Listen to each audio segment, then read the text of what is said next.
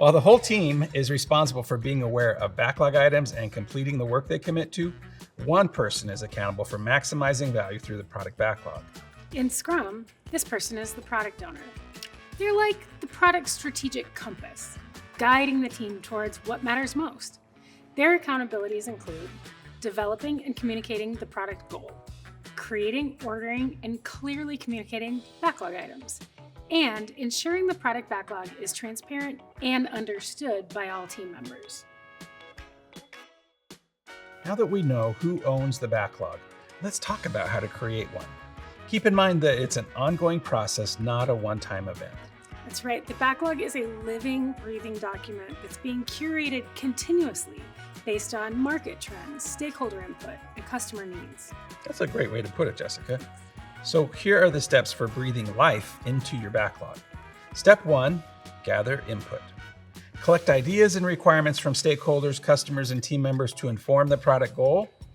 And then you should also conduct competitor analysis and customer research. Step 2, define a product vision.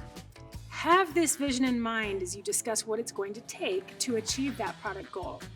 Backlog items should align with this overall vision and strategy. Step 3, hold a backlog management session. Consider hosting backlog management workshops with stakeholders and with team members, and use these sessions to brainstorm items to complete, consider their value, and determine relative priority. Step 4, articulate the product backlog items. Often, teams describe backlog items in the format of a user story, outlining the desired functionality from the user's perspective.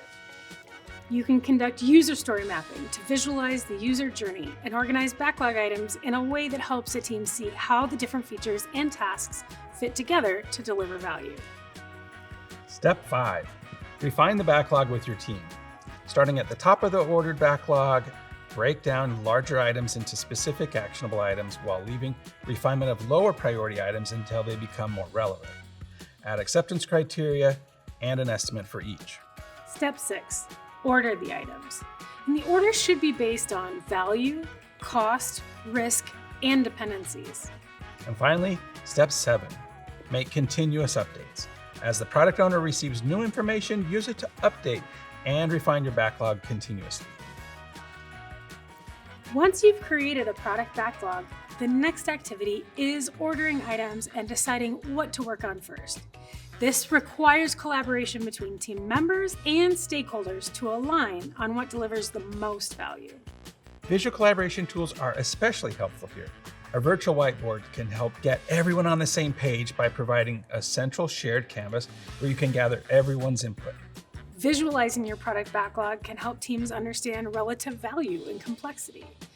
As you determine ordering, consider aspects such as business value, customer value, risk, level of effort, dependencies, and time sensitivity.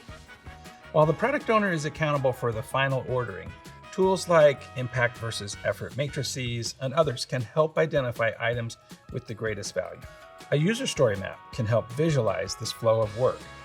To help facilitate these discussions, you can use various estimation techniques like affinity estimation, planning poker, and t-shirt sizing to align on size and complexity of backlog items.